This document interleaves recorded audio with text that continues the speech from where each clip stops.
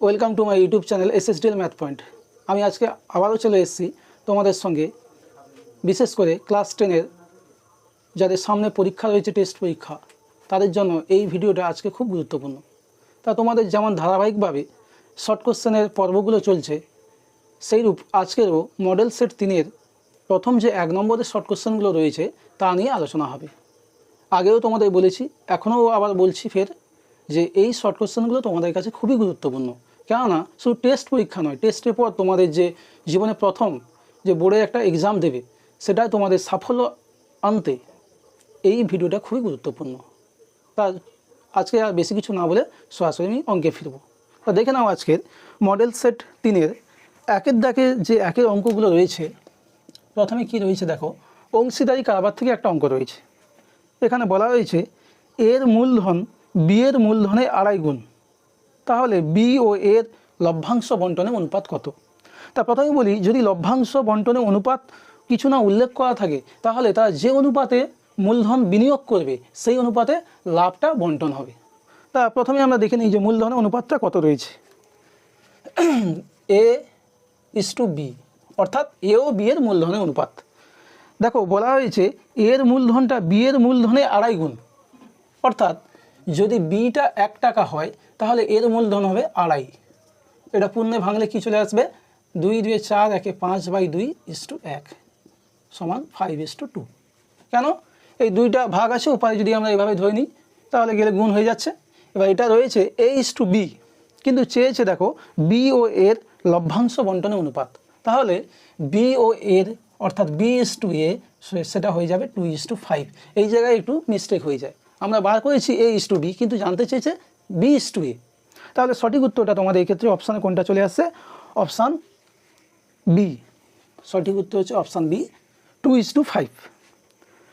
এরপরে একের দাগের 2-এর অঙ্কটা দেখে নেব। যে একটা দ্বিঘাত সমীকরণ রয়েছে, সমীকরণটা লিখব 1/a x² minus B plus C X plus A B C equal to 0, যেখানে দেওয়া রয়েছে এ নট ইকুয়াল টু 0। অবশ্যই এ নট ইকুয়াল টু 0 না হলে 1/a এটা এক্সিস্ট করবে না, তখন এটা আদৌ দ্বিঘাত সমীকরণের ধারে কাছে যাবে না। তা দেখো এটাকে একটু আমরা সাজিয়ে লিখে নেব। কি?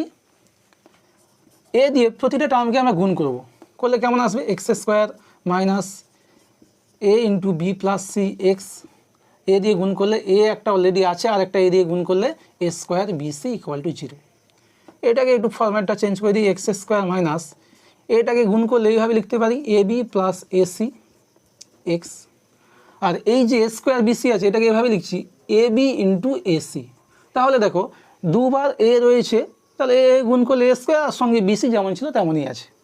কেমন দেখতে লাগছে দেখো, একটা চলরাশি এক্স আছে তার বর্গ মাইনাস দুটো বীজের সমষ্টি ইন্টু চলরাশি প্লাস বীজদ্বয়ের গুণফল। এরকম একটা লাইন ছিল না, যে x² মাইনাস বীজদ্বয়ের সমষ্টি ইন্টু এক্স প্লাস বীজদ্বয়ের গুণফল সমান 0। এইভাবে তো আমরা দ্বিঘাত সমীকরণটা নির্ণয় করি যেখানে দুটো বীজ দেওয়া থাকে। তাহলে এখানে দেখো বীজদ্বয়ের সমষ্টি আর বীজদ্বয়ের গুণফল, এটা দেখলেই বুঝতে পারবো দুটো বীজ হচ্ছে এ বি ও এসি। এখানে তোমাদের অপশানে কোনটা রয়েছে? দেখো অপশান সি। তাহলে সঠিক উত্তর হচ্ছে অপশান সি। এরপরে সদৃশ্যতা থেকে একটা অঙ্ক রয়েছে, 3-এর অঙ্কটা। দুটো ত্রিভুজ রয়েছে এবিসি ও PQR, তাদের একটা রেশিও দেওয়া আছে। এটা ছবি আগে আঁকতে হবে, কেন সদৃশ্যতার ক্ষেত্রে ছবিটা খুবই গুরুত্বপূর্ণ। 3-এর অঙ্ক, ত্রিভুজ ABC আর আছে PQR। এবার দেখো এখানে AB is to PQ, AB is to PQ সেটা রয়েছে 3:5। তখন আমরা ধরে নিচ্ছি এবিটা 3x, PQটা ধরছি 5x, x not equal to অবশ্যই 0 হবে। তাহলে এটা 3x, এটা 5x। কি জানতে চেয়েছে? ত্রিভুজ ABC ও PQR এর ক্ষেত্রফলের অনুপাত। ত্রিভুজ ABC ইস টু ত্রিভুজ PQR। এটা মানে কি দুটো ত্রিভুজের ক্ষেত্রফলের অনুপাত। তা দেখো দুটো ত্রিভুজ যখন সদৃশ হবে তাহলে তাদের ক্ষেত্রফলের অনুপাতটা হবে অনুরূপ যে বাহুগুলো রয়েছে তাদের বর্গের অনুপাতের সঙ্গে সমান। তাই এ বির অনুরূপ বাহু হচ্ছে এখানে পি কিউ, ছবিতে দেখতে পাচ্ছি। তাহলে অনুপাতটা কী চলে আসছে 3x এর whole square is to 5x এর হোল স্কোয়ার। 3কে দুবার গুণ করলে 9x স্কোয়ার আর এটা 25x স্কোয়ার। এক্স স্কোয়ার কেটে গেলে 9:25। এটা রয়েছে অপশান এ। তাহলে এটা সঠিক উত্তর হচ্ছে অপশান এ। এরপরে ত্রিকোণমিতি থেকে একটা অঙ্ক রয়েছে, 4 অঙ্কটা। এই টাইপের অঙ্কগুলো খুবই ইম্পর্ট্যান্ট, যে 4 দাগে অঙ্কটা করতে চলেছি অলরেডি। তা দেখে না 4 দাগে অঙ্কটা কী রয়েছে। সাইন থিটা মাইনাস 30 ডিগ্রি সমান √3/2।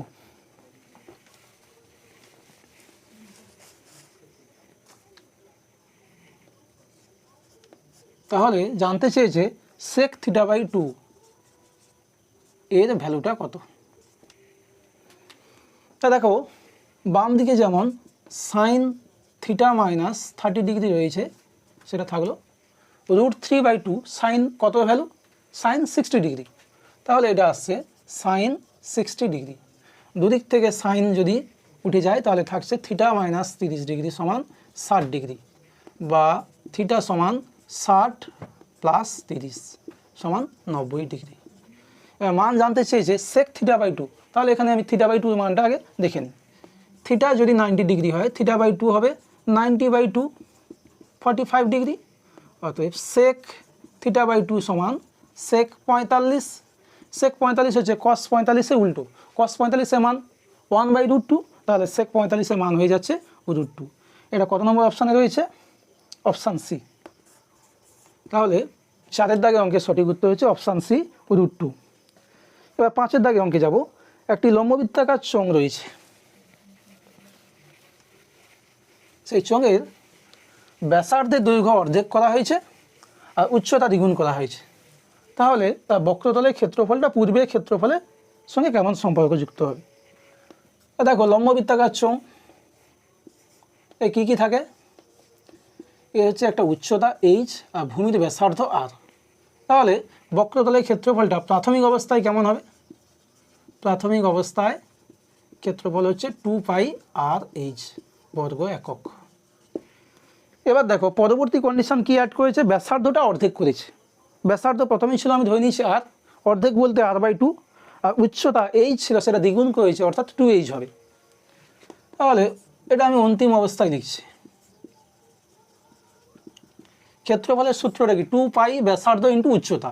2π ব্যাসার্ধ r ছিল, এখন সেটা করেছে অর্ধেক অর্থাৎ r/2, আর উচ্চতা ছিল h, সেটা দ্বিগুণ করলে 2h। তাহলে এখানে চলে আসছে 2h বর্গ একক। এবার দেখো 2 ক্যান্সেল হলে 2πr/h বর্গ একক। আগেও দেখো সেই 2πr/h ছিল, এখন বর্তমানেও সেই 2πr/h। অর্থাৎ এখন যে ক্ষেত্রফলটা সেই পূর্বের ক্ষেত্রফলের সঙ্গে কী হবে, সমান হবে। সেটা চলে আসছে অপশান এ, সঠিক উত্তর। এরপরে 6 দাগের অঙ্কটা, এই অঙ্কটা আগেও হয়েছে, ফের আমি একবার যেহেতু এসছে বলে দিচ্ছি যে 5টা সংখ্যা রয়েছে তাদের যৌগিক গড় রয়েছে 15, মধ্যমা কত হবে। তা মধ্যমা নির্ণয় করতে গেলে আগে তোমাকে যে সংখ্যাগুলো আছে সেগুলোকে ভালো করে আইডেন্টিফাই করতে হবে, তারপর তাদের মানে ঊর্ধ্বক্রমে সাজাতে হবে। তা দেখো এখানে কি রয়েছে, 5টা সংখ্যা রয়েছে 7x - 3, 10x + 3, আর রয়েছে x - 5। এই যে 5টা সংখ্যা রয়েছে তাদের যৌগিক গড় বলেছে 15। তাহলে আমরা যদি 5টা সংখ্যার যোগফল বার করতে চাই, মানে সমষ্টি বার করতে চাই, তাহলে কি করব, এই 5টা সংখ্যাকে গড় আগে বার করে নিই। যে কোনো 5টা সংখ্যা গড় বার করার নিয়ম কি, 5টা সংখ্যাকে যোগ করব, করে 5 দিয়ে ভাগ। যদি 10টা সংখ্যা বলে তাহলে 10টা সংখ্যার যোগফল বাই 10।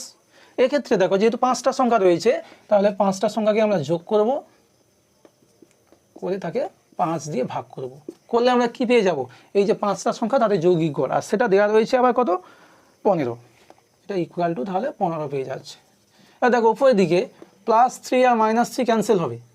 x হয়েছে 1 2 3, 3x 10 আর 7 যোগ করলে 17, সেখান থেকে 5 যদি বাদ দিই 12, এই 5টা ভাগ রয়েছে, ওপারে গেলে গুণ হবে, 15 সঙ্গে 5 গুণ করলে 75, বা 3x ইকুয়াল টু, তাহলে চলে আসছে 75। আচ্ছা একটু বলে দিই, এখানে +12 হবে, 10 আর 7 যোগ করলে 17 প্লাসে ছিল, তাহলে এটা হয়ে যাচ্ছে -12, বা 3x ইকুয়াল টু চলে আসছে 63, বা x equal to 63 divided by 3, কাটাকুটি করলে 21। এবার এই x এর মান যেহেতু আমরা পেয়ে গেছি, তাহলে এবার বসিয়ে দেখি যে সংখ্যাগুলো অ্যাকচুয়ালি আসল চেহারাটা কি। প্রথমেই ছিল 7, তারপর x - 3 বলতে 21 থেকে 3 গেলে লিখি 21 - 3, তারপর 10, তারপর x + 3 বলতে 21 + 3, তারপরে 21 - 5, অর্থাৎ সংখ্যাগুলো কেমন আসছে, 7, এটা আসছে 18, 10, 24, আর এটা আসছে 16। যদি আমরা গুছিয়ে লিখি কেমন আসবে, মানে ঊর্ধ্বক্রমে, মধ্যমা বার করতে গেলে এটা তোমাদের মাথায় রাখতে হবে যে ঊর্ধ্বক্রমে সাজাবো ছোটো থেকে বড়। তাহলে প্রথমে আসছে 7, তারপরে 10, তারপরে 16, তারপরে 18, তারপরে আসছে 24। দেখো এখানে রয়েছে 5টা সংখ্যা, তাহলে মধ্যমা অবভিয়াসলি হবে যে 5 + 1/2তম পদ, অর্থাৎ 6/2 = 3তম পদ। তাহলে দেখো এই যে তৃতীয় পদ কোনটা আসছে, 16। তাহলে আমাদের এই যে ডেটাগুলো দেওয়া ছিল তার উত্তরটা কী হবে, মধ্যমা হবে 16, এবং সেটা তোমাদের আসছে দেখো অপশান এতে। তো এখানে 1-এর দাগের যে 6টা অঙ্ক ছিল শর্ট কোশ্চেন, সেটা কমপ্লিট করলাম। এরপরে 2-এর দাগের যে ড্যাশবোর্ড অঙ্কগুলো রয়েছে সেগুলো দেখে নেব। তো দেখো 2-এর দাগের 1-এর অঙ্কটা কী রয়েছে,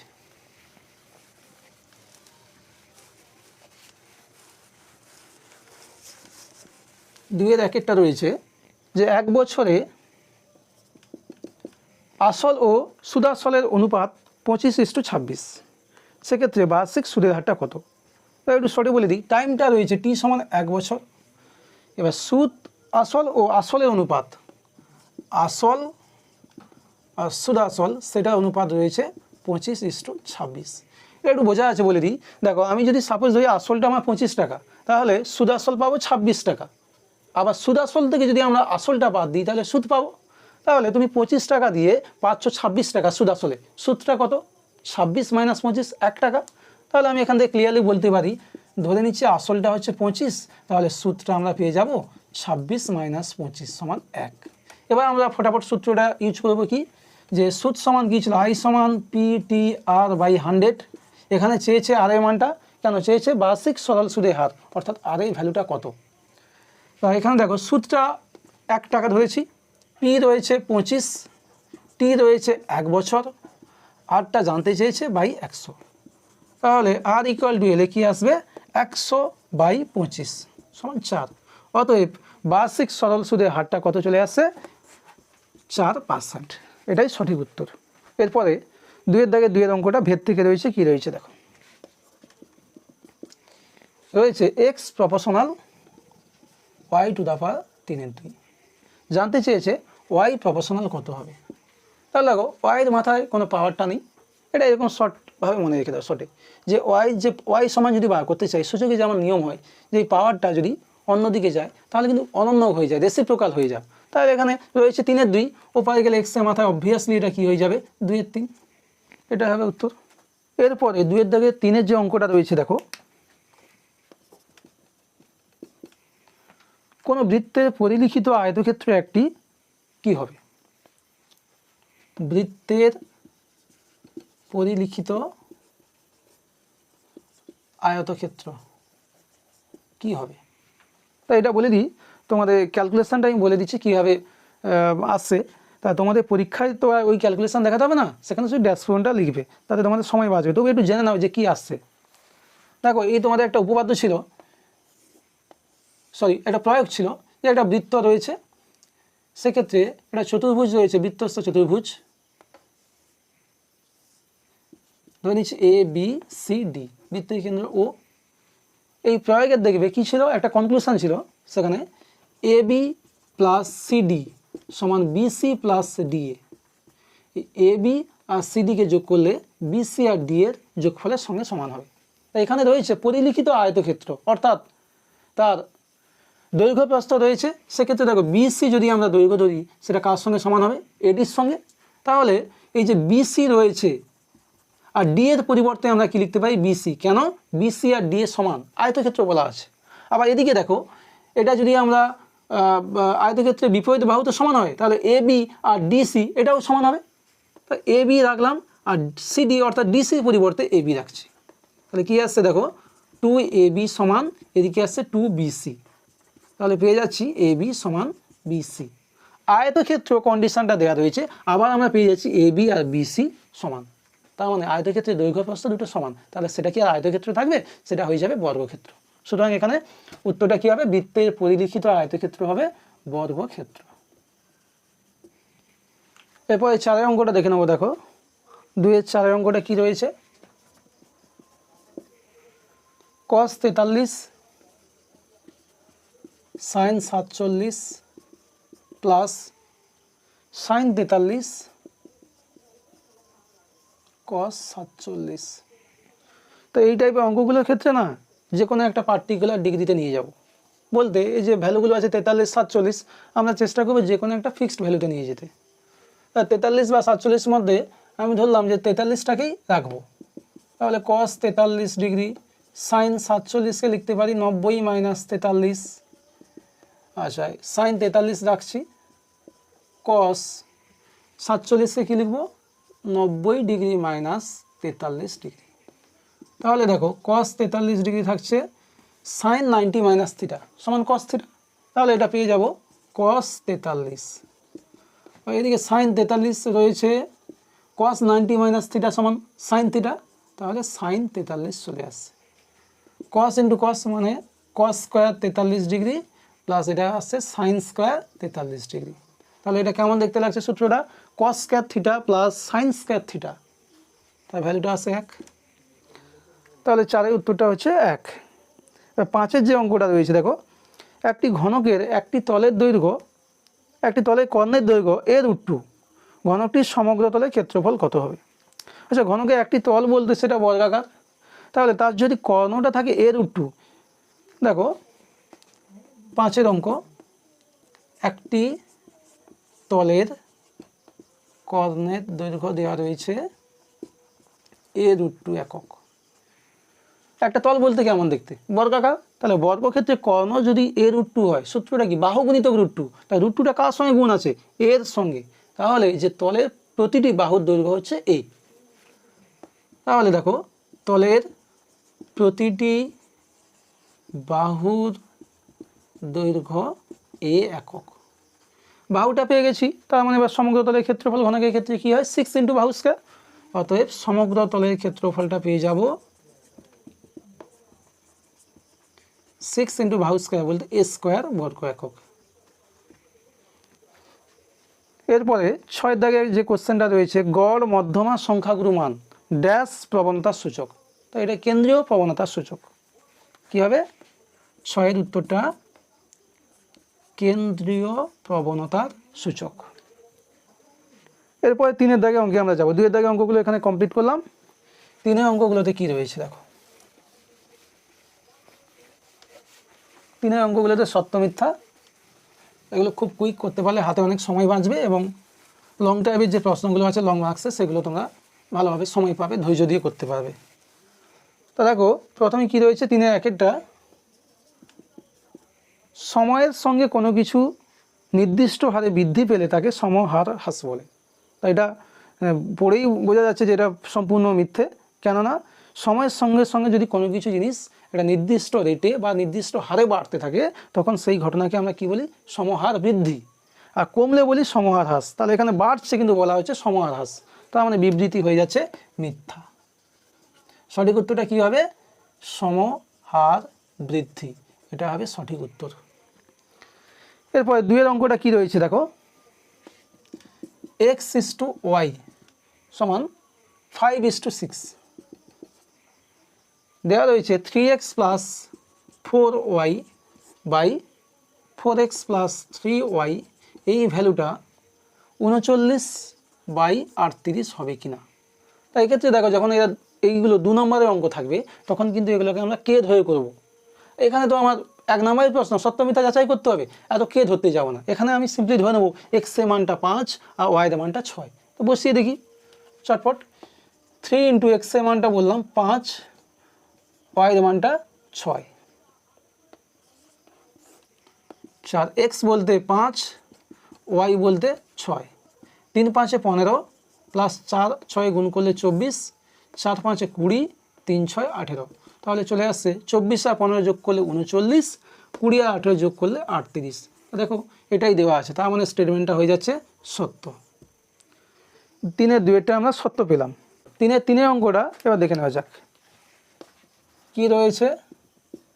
দুটি বৃত্তের কেন্দ্রদ্বয়ের দূরত্বের সমষ্টি তাদের ব্যাসার্ধের সমষ্টির থেকে বেশি হলে বৃত্ত দুটি পরস্পরকে ছেদ করবে। তো দেখো এখানে 3টে কেস আমি অ্যারাইজ করছি। ফার্স্ট কেস কি, দুটো বৃত্ত পরস্পরকে স্পর্শ করেছে, তাহলে সেক্ষেত্রে দেখো তাদের যে কেন্দ্র দুটির দূরত্ব কার সঙ্গে সমান হবে, তাদের ব্যাসার্ধের সমষ্টির সঙ্গে সমান হবে। আচ্ছা, যদি এইরকম হয় যে একটা বৃত্ত এখানে রয়েছে আর একটা বৃত্ত অনেকটা দূরে এরকম রয়েছে, তাহলে দেখো তাদের কেন্দ্রের যে দূরত্বের সমষ্টি সেটা তাদের ব্যাসার্ধের সমষ্টির থেকে কিন্তু বড় হবে। কেন, অনেকটা ডিস্টেন্সে রয়েছে কেন্দ্র থেকে। আর এখানে কি বলা রয়েছে যে ছেদ করবে, কখন ছেদ করবে, দেখো ছেদ করার কন্ডিশনে কেমন আসবে ছবিটা, যদি আমরা আঁকি এই একটা বৃত্ত রয়েছে এখানে ছেদ করছে, তাহলে দেখো তাদের যে ইন্ডিভিজুয়াল ব্যাসার্ধ যেগুলো রয়েছে সেই ব্যাসার্ধের যে সমষ্টি তার থেকে কিন্তু তাদের কেন্দ্র দুটির দূরত্বটা কম হতে হবে, তবেই তো একটা বৃত্তের মধ্যে আর একটা বৃত্ত ঢুকবে। ছেদ করা মানে কি, একটা বৃত্তের মধ্যে আর একটা বৃত্ত প্রবেশ করছে, তাহলে সেক্ষেত্রে অবশ্য তাদের যে কেন্দ্র দুটির দূরত্ব সেটা কিন্তু তাদের ব্যাসার্ধের সমষ্টির থেকে ছোট হবে। আশা করি এই 3টে কেসের মাধ্যমে তোমরা বুঝতে পেরেছো যে কীভাবে আসছে প্রসেসগুলো। এক্ষেত্রে অবশ্যই কী করছে, স্পর্শ করছে। এক্ষেত্রে দুটো বৃত্ত দূরেই থাকবে, কখনো তারা স্পর্শ করছে না বা ছেদও করছে না। ছেদ করতে হলে কি করতে হবে, একটাই শর্ত যে তাদের যে কেন্দ্র দুটির দূরত্বের সমষ্টি অবশ্যই ব্যাসার্ধ দ্বয়ের সমষ্টির থেকে ছোট হতেই হবে, তাহলে একটা বৃত্তের মধ্যে আর একটা বৃত্ত প্রবেশ করবে। তা যাই হোক, এবার পরে 4 অঙ্কটাতে ফিরছি। 4 অঙ্কে কি রয়েছে, তা 3-এর যে এখানে স্টেটমেন্টটা রয়েছে সেটা উত্তর কি আসছে, মিথ্যা। 4-এর স্টেটমেন্টটা কি রয়েছে, 0 degree less than theta less than 90 degree. তাহলে একটা কন্ডিশন রয়েছে যে sine theta greater than sine square theta হবে কিনা দেখতে হবে।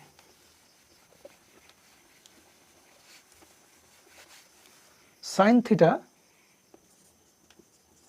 Greater than sine square theta, এই বিবৃতি সঠিক কি ভুল সেটা দেখতে হবে। তা দেখো সাইনের যে এখানে ভ্যালু রয়েছে 0 আর 90-র মধ্যে, আমরা যদি একটু ভেবে নিই, সাইনের ভ্যালুটা হয় 0, হাফ, 1/√2, √3/2, 1।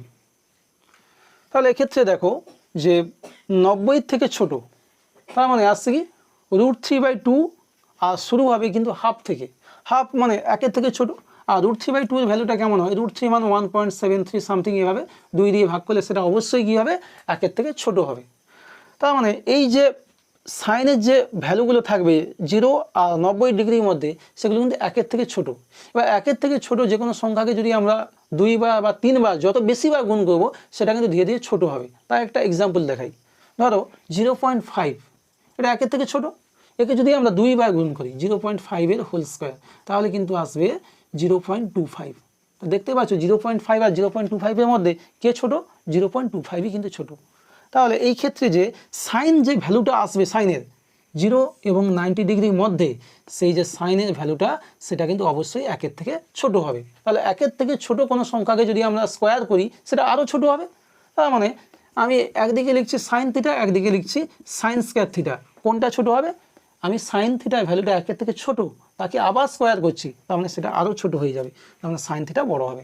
তার মানে যে স্টেটমেন্টটা আমাদের দেওয়া আছে সেই স্টেটমেন্টটা হবে সত্য।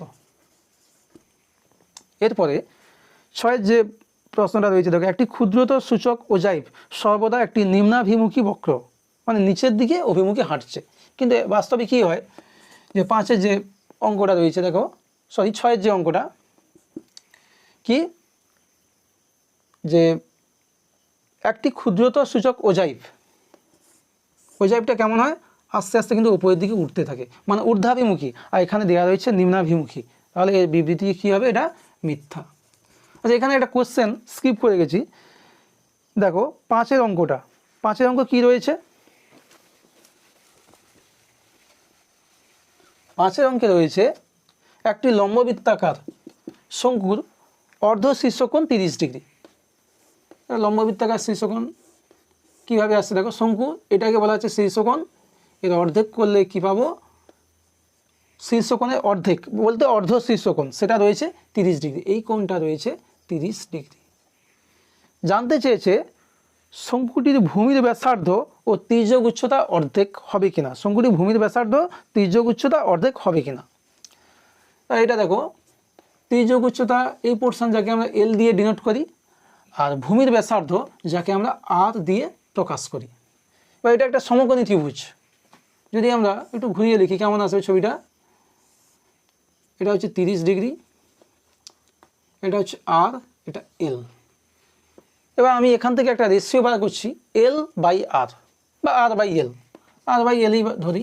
আর বাই এল বলতে দেখো লম্ব বাই অতি সমান সাইন, তাহলে সাইন কত ডিগ্রি আসছে, 30 ডিগ্রি, বা আর বাই এল সমান সাইন 30 মান হাফ, এলটা ওপারে গেলে আসছে হাফ ইন্টু এল। তাহলে ভূমির ব্যাসার্ধটা হচ্ছে তির্যক উচ্চতা অর্ধেক, তাই এখানে কি দেওয়া রয়েছে, ভূমির ব্যাসার্ধ তির্যক উচ্চতা অর্ধেক, তার মানে বিবৃতি সত্য, তাহলে এই স্টেটমেন্টটা আসছে সত্য। এইভাবে তা এক নম্বরে যে শর্ট কোশ্চেনগুলো ছিল সত্যমিতার ড্যাশ পূরণ এবং বহু বিকল্প ধর্মী যে প্রশ্নগুলো অর্থাৎ মাল্টিপল চয়েস, সেগুলো এইভাবে কমপ্লিট হলো এই পর্বে। নেক্সট যে পর্ব আসছে সেই পর্বতে তোমরা 2 নম্বরের যে প্রশ্নগুলো রয়েছে সেগুলো সমাধান তোমরা পেয়ে যাবে। তা তোমাদের হাতে খুবই সময় কম, তবুও আমি বলবো যে একটু সময় করে এগুলোকে খুব তাড়াতাড়ি দেখে নাও, যাতে করে পরীক্ষায় এই সেম টাইপের অঙ্কগুলো এলে তোমরা খুব চটজলদি সমাধান করতে পারো।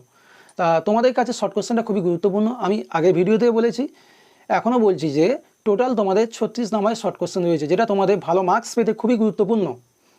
শুধুমাত্র তোমাদের এই টেস্ট পরীক্ষার জন্য নয়, টেস্ট পরীক্ষার পরে যে তোমাদের জীবনে প্রথম যে পরীক্ষা রয়েছে মাধ্যমিক পরীক্ষা, সেই ক্ষেত্রে এটা খুবই গুরুত্বপূর্ণ। তাই প্রত্যেকটা অঙ্ক খুব ভালো করে বুঝে নাও। আর যারা চ্যানেলে আজকে নতুন রয়েছে চ্যানেলটিকে লাইক কমেন্ট শেয়ার করো, পাশে থাকা বেল আইকনে প্রেস করে সাবস্ক্রাইব করতে ভুলো না। আর তোমরা সবাই সুস্থ থাকো, ভালো থাকো। এইভাবে ধারাবাহিকভাবে যে ক্লাসগুলো চলছে সেই ক্লাসগুলোর সঙ্গে যুক্ত হয়ে তোমরা নিজেদের প্রিপারেশনটাকে আরও ভালো করে তোলো এবং নিজেদের সেরাটা তোমরা পরীক্ষায় দিয়ে আসো। তো যাই হোক, বেস্ট অফ লাক, সবাই ভালো থাকো, সুস্থ থাকো। আজকে পর্ব এইটুকু, পরবর্তী পর্বে 2 নম্বরের প্রশ্ন নিয়ে হাজির হবো।